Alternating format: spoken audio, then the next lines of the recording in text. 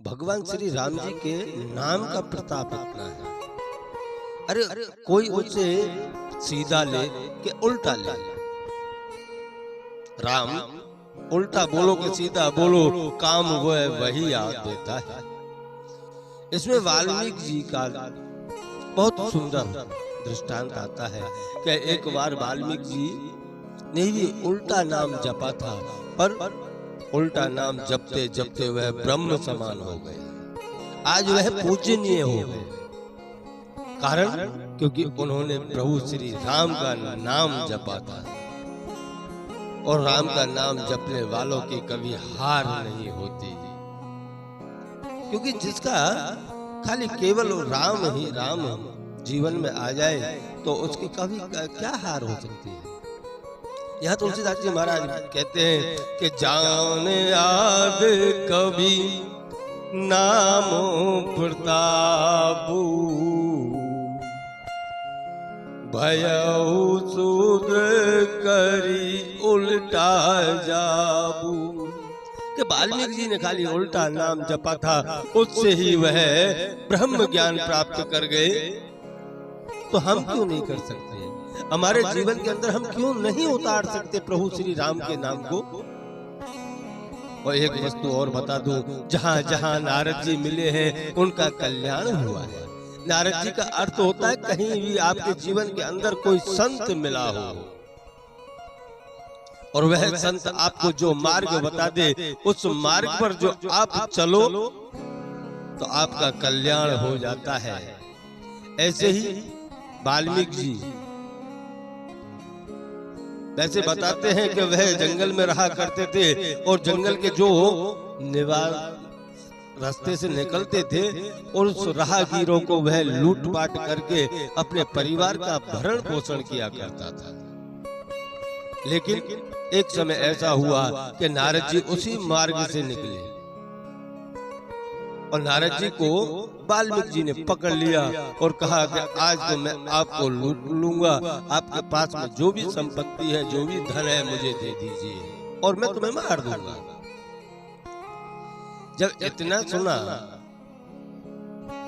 तो नारद जी ने कहा कि कोई बात नहीं, आप मुझे लूट लेना, पर मेरे खाली एक सवाल का जवाब आप दे दीजिए। इधर वाल्मीकि जी ने कहा है, पूछिए क्या पूछना चाहते हो। तब खाली इतना पूछा नारद जी ने कि आप ये जो पाप कर्म कर रहे हो, उनका जब फल मिलेगा तो उस फल के अंदर भागीदार कितने होंगे आप? क्योंकि यह तो एक पाप कर्म है। किसी की आत्मा को दुखाना, किसी को परेशान करना,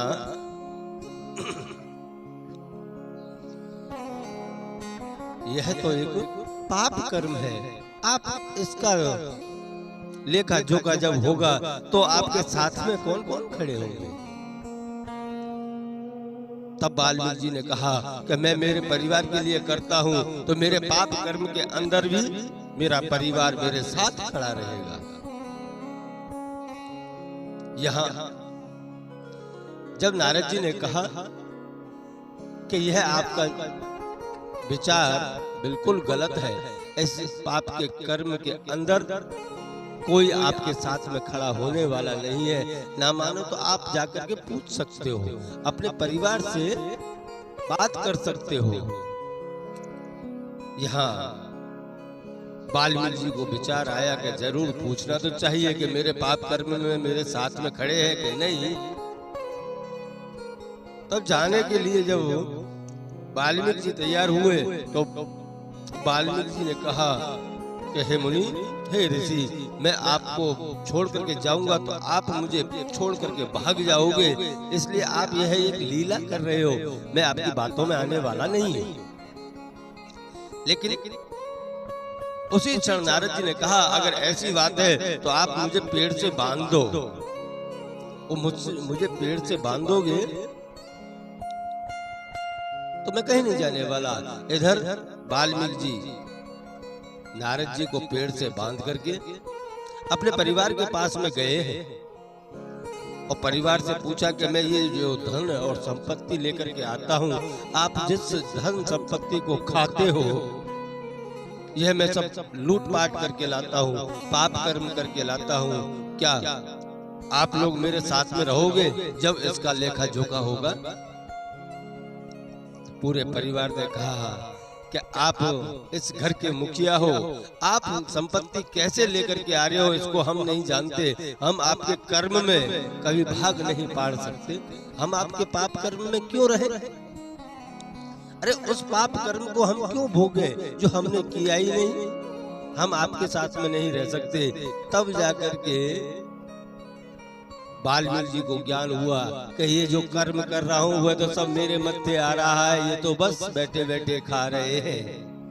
दौड़ करके गया, नारद जी को खोला और खोल के कहा कि प्रभु, मेरे इस पाप कर्म के अंदर मेरे परिवार में से कोई मेरे साथ खड़े होने को तैयार नहीं है, तो आप ही बताइए क्या करूं अब इसमें से मैं कैसे मुक्ति पाऊं?